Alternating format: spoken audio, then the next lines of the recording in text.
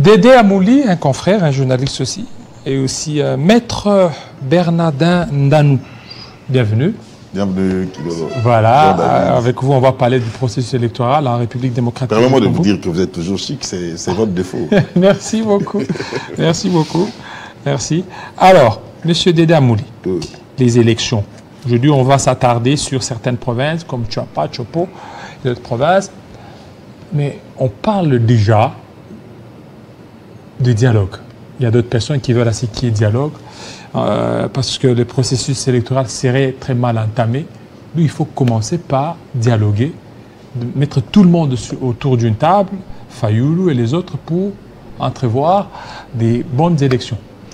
Je crois que, bon, je te remercie premièrement parce que tu as accepté qu'on soit de l'autre, tu nous as invités, vraiment ça nous va droit au cœur. Et si je dois répondre à ta question, je crois qu'on doit réfléchir. Ça, depuis 2006 que les élections ont débuté dans ces pays, il n'y a jamais eu des élections où l'opposition a donné l'accord à 100% de faire partir. Donc à chaque fois qu'il y a élection, il y a toujours eu des suggestions venant d'eux, en disant qu'il y a un problème de fichier électoral, en disant qu'il y a quoi que ce soit. Donc c'est-à-dire si on continue de la sorte, nous n'organiserons jamais des élections. En 2006, ça a été de la sorte. Il y a eu l'UDPS qui n'a pas voulu aller avec eux. En 2011, il y a eu ce qu'il y a eu. On a été avec l'UDPS en 2018 et puis aujourd'hui en 2023. Je crois que le chef de l'État avait décidé qu'il y ait des élections et que les élections aient lieu au mois de décembre. Ce qu'ils veulent négocier, ils veulent négocier qu'il y ait une table de négociation en fonction de quoi? Quelles sont les raisons? Parce que jusqu'à preuve du contraire, la politique de notre pays, ça marche. Certes, il n'y a pas un pays où, à travers le monde où tu vas trouver qu'il y a du correct. Non, il y a toujours eu de quoi quelque part.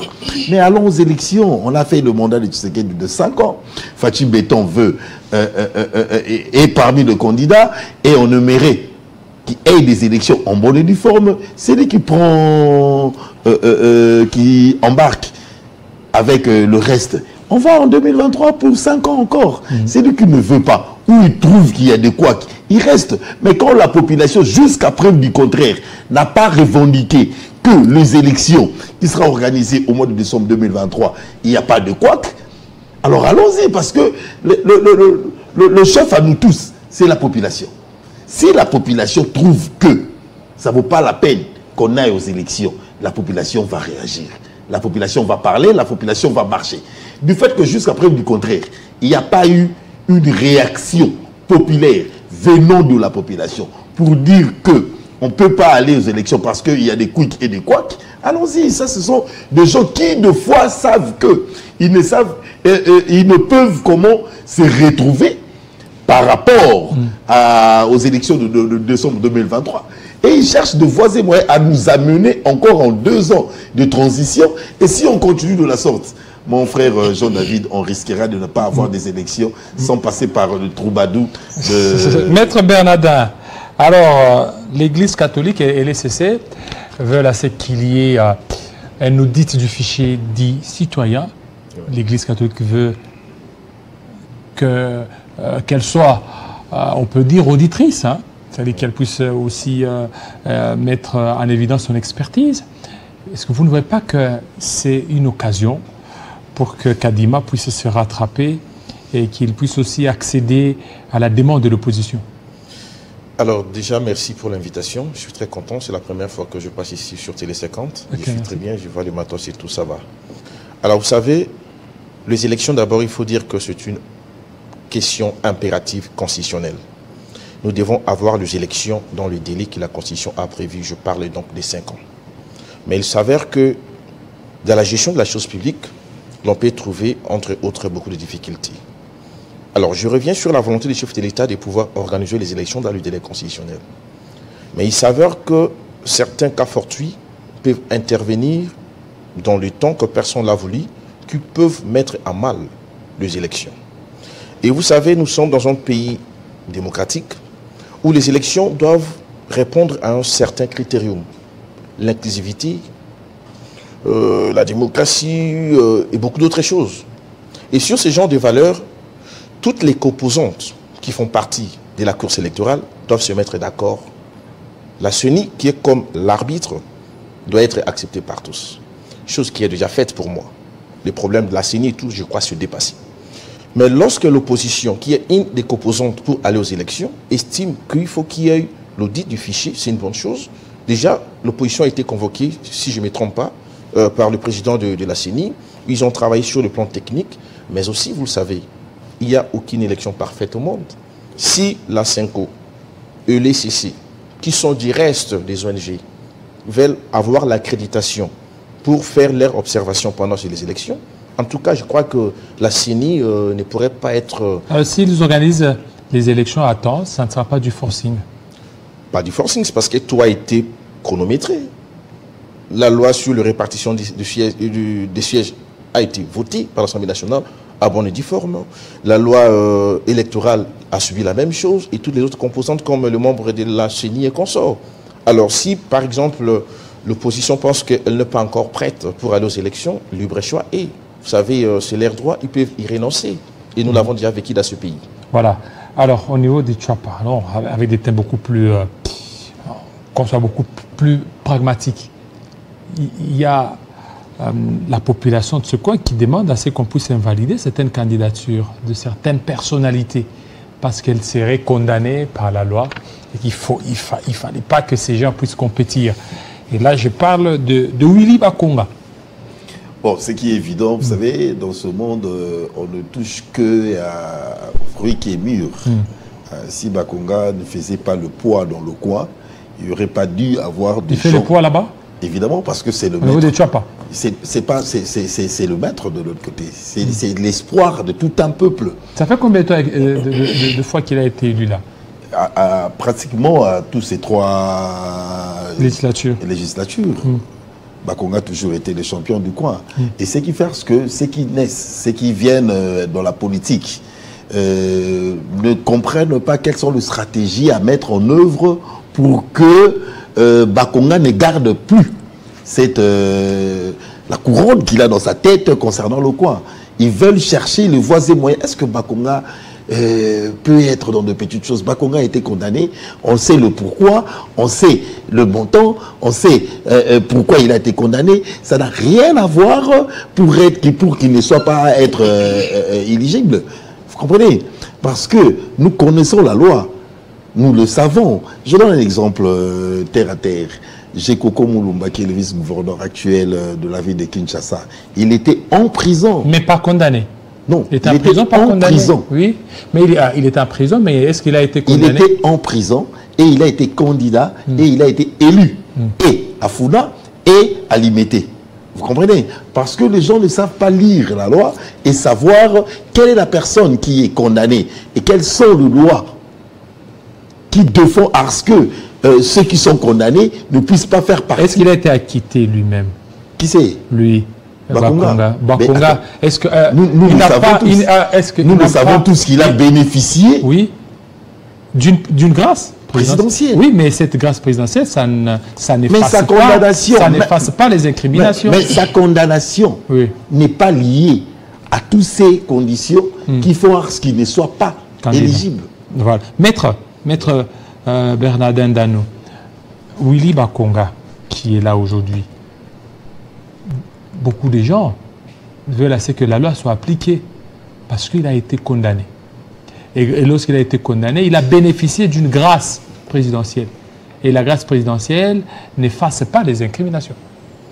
Bien, merci. Vous le savez, ici, il est pour moi l'occasion de lancer un appel à tous les Congolais. Vous savez, nous devons lire la loi. Nous devons voir cette culture de la lecture. Soit l'on connaît, l'on parle, soit l'on ne connaît pas, l'on cite. La loi électorale actuelle, c'est la loi en vigueur. Je ne pense pas pourquoi est-ce que les gens sont en train de s'acharner sur cette question de l'excellence Willy Bakonga, que je salue après ça. Vous savez, la loi, son article 10, la loi électorale actuelle, en son article 10, donne la nomenclature de personnes qui ne peuvent pas être éligibles, qui sont d'abord condamnées par une décision irrévocable. On cite la corruption, on cite les détournements, on cite le viol, on cite la banqueroute et on cite les faux et usage des faux. 5 infractions que la loi a reconnues. Et il faut que ces décisions aient la force des choses jugées. Ça veut dire que ça soit irrévocable. Autrement dit, que cette décision ne puisse pas avoir la possibilité d'être interjectée par une des voies de recours. Alors, c'est que nous savons ce que l'excellence Willy Bakonga a été condamné pour blanchiment des capitaux. Parmi les infractions citées, les personnes citées pour les infractions que je viens de vous les citer, à l'article 10 de la loi électorale, avez-vous entendu là où on a dit le blanchiment des capitaux? Soit l'on est en train de spéculer, soit l'on connaît, soit l'on ne connaît pas. En fait, moi je pense que c'est un débat de bas niveau, où on ne peut pas revenir sur ça. C'est parce que la loi électorale est à la portée de tout le monde. Tout le monde peut la lire et la comprendre. Est-ce que vous ne voyez pas que, surtout ceux qui sont en train d'attiser ces feux, ce sont ces collaborateurs de l'Union sacrée, hein, excusez le terme, des collaborateurs de l'Union sacrée qui veulent à tout prix l'écarter pour qu'il y ait peut-être d'autres personnes à la place? Ben vous le savez, comme on dit... Il est dans l'Union sacrée. Hein, aujourd'hui, ouais, justement. Le FCC n'est pas partie prenante aux élections. Comme vous le savez, on dit en politique, toutes les armes sont permises. Vous savez, Willy Bakonga, c'est un leader. On ne doit pas se les cacher. Il a démontré sa prouesse dans sa gestion au niveau de l'EPST. Il a fait beaucoup de choses que l'on ne peut pas citer ici. Si vous voulez, je peux vous en citer quelques-uns. Et cette faisabilité-là qu'il a eue et la confiance qu'il a au chef de l'État, ça a créé une sorte de jalousie. Ça a créé une haine. Par cession de l'Union sacrée et ce frère de la Chouapa. Cette guerre-là a été montée par des personnes bien identifiées et les personnes originaires de la Chouapa, la même province que Willy Bakonga. Et cette façon-là de faire les choses contre un des siens ne permet pas des choses d'avancer. C'est parce que lorsque vous voulez aller aux élections, ben, tout le monde est libre. Tout le monde jouit de ses droits suivis les politiques. Aller aux élections, c'est au peuple de la Chouapa de pouvoir porter son dévolu sur qui il le veut. Est-ce qu'il se prépare? Parce que déjà, lorsque toutes ces rumeurs commencent déjà à se faire entendre au sein de la population, il doit être fort parce que la justice aussi sera mise en danse par rapport à ça. Mais au fait, la justice va faire quoi? C'est parce que tout est clair. Mais lorsque vous savez, ils vont brandir cet aspect des choses, qu'il a été condamné. Non, mais ce n'est pas un aspect clair. S'il vous plaît. Le problème, ce n'est pas que le fait d'être condamné, vous êtes inéligible. Le problème, il y a une nomenclature de certaines condamnations. Ce n'est pas toutes les condamnations. L'ami ici vous a dit, par exemple, Gekoko était en prison. Je ne sais pas s'il a été condamné ou pas, je me réserve de pouvoir en dire. Mais le problème, c'est que ce n'est pas toute condamnation. Et même lorsque vous me parlez de la grâce présidentielle, on sait que la grâce présidentielle vient donner seulement à la personne la liberté. Oui. Ce n'est pas une amnistie qui vient laver carrément le casier judiciaire. Ça, ce n'est pas un problème. Le problème, c'est qu'il est éligible. Il est éligible. Et là où, vous savez, Willy Bakonga a été vilipendé par beaucoup de gens. Vous voyez, sur les réseaux sociaux, vous êtes un grand journaliste d'investigation. Et comment est-ce que les gens lui incitent, lui manquent du respect, il est cela. De grâce, c'est quelqu'un qui ne s'agite pas. Je le connais personnellement. C'est quelqu'un qui est imperturbable. Il est silencieux, il travaille.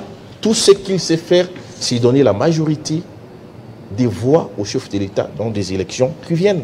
C'est ça qui lui préoccupe. Voilà, Monsieur Déda Moulé, Maître Bernardin a parlé, il dit que beaucoup de gens sont en train de vilipender Willy Bakonga. Est-ce que vous ne voyez pas que c'est par rapport peut-être à ses choix politiques aujourd'hui qu'il est vilipendé, qu'il est critiqué par plusieurs?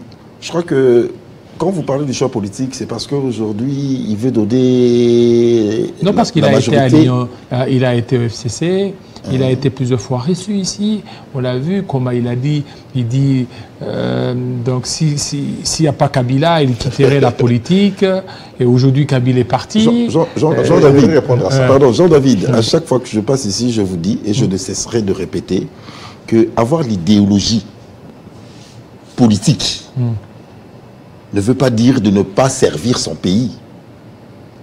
Parce que le ministre de la Communication, c'est un lumbiste, à ce que je sache.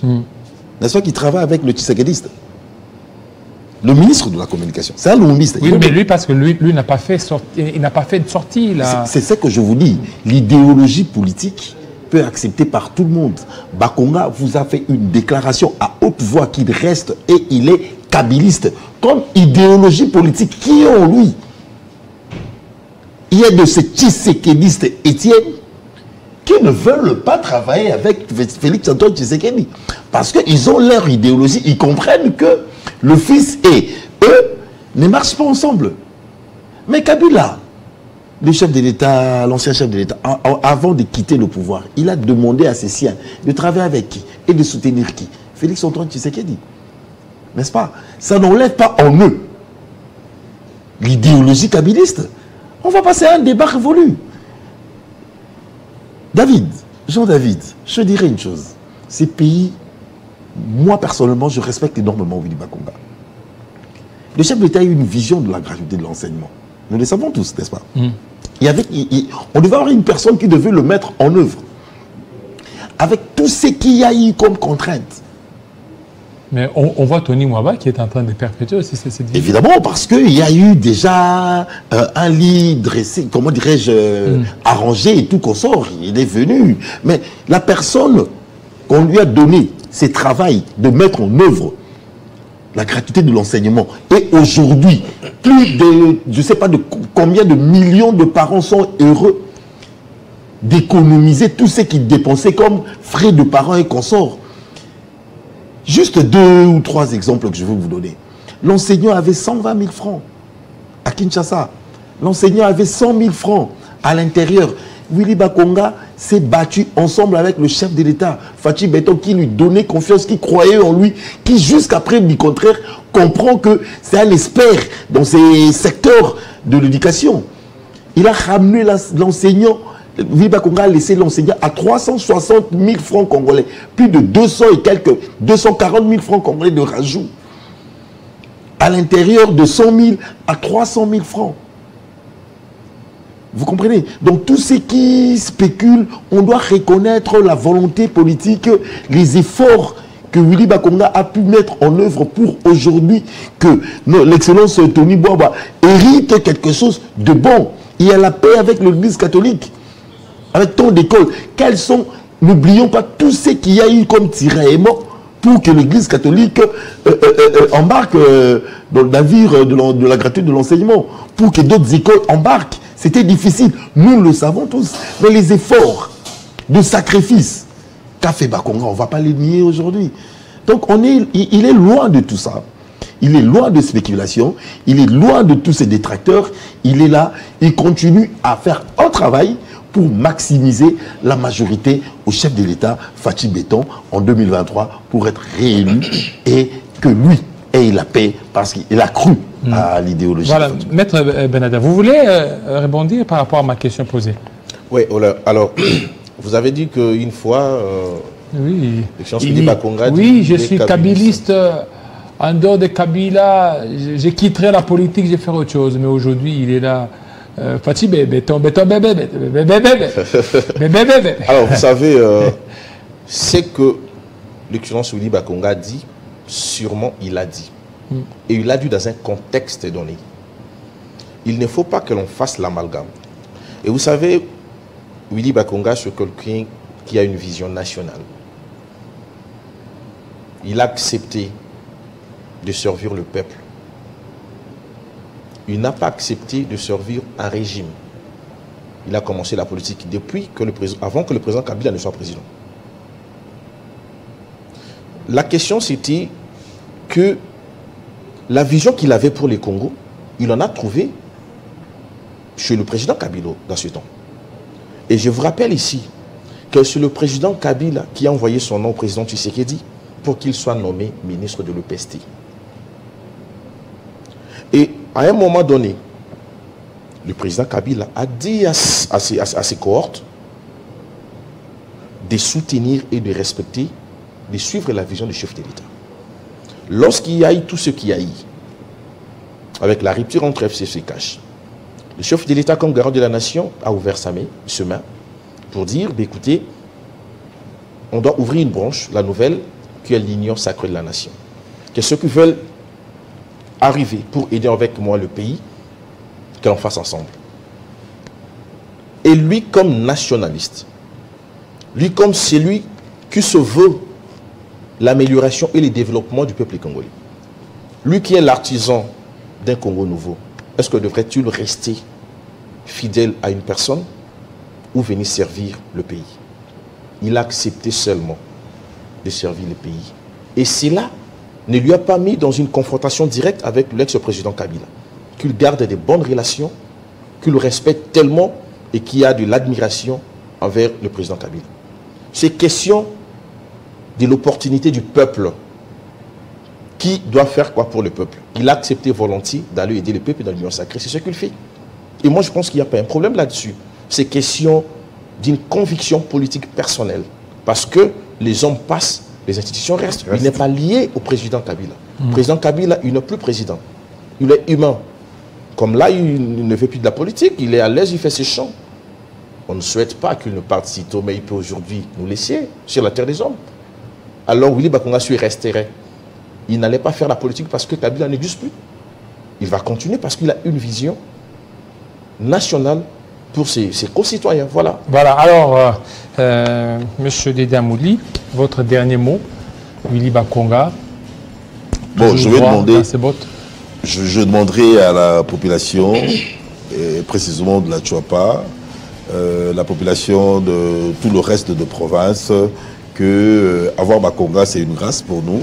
Bakonga est là pour le peuple. Bakonga se donne corps et âme pour la réussite du chef de l'État, pour un lendemain meilleur du Congolais. Nous savons tous la vision actuelle du chef de l'État. Nous savons tous l'intérêt que le chef de l'État, qui met l'homme au centre de tout ce qu'il y a comme investissement, et Bakonga qui accompagne sa vision ne peut rester loin de la vision du chef de l'État. Il accompagne le chef de l'État et Bakonga et ses siens accordera l'autre mandat, donc un nouveau mandat pour le chef de l'État en 2023. Donc donnons confiance à cet homme qui aujourd'hui a permis à beaucoup de parents de scolariser plus d'1 million d'enfants qui n'avaient pas le droit, qui n'avaient pas deux fois le moyen de revenir à l'école. Voilà, maître, on termine avec vous.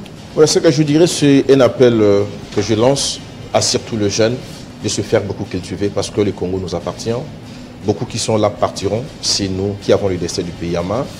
Et que les gens laissent certaines détractations entre nous. Nous sommes dans un état démocratique et tout le monde jouit de ses droits politiques et civils, que l'on parte aux élections et que chaque peuple qui se trouve dans chaque circonscription puisse trancher par la voie des élections. Voilà, que chaque peuple puisse trancher par la voie des élections. Voilà, tel a été votre dernier mot de ce soir. Fidèles téléspectateurs, vous avez été nombreux. Restez branchés sur Télé 50. Tout à l'heure, la grande édition de Arlette Boutella. Il sera 20h à Lucha, 19h ici à Kinshasa. Portez-vous très bien. À très bientôt.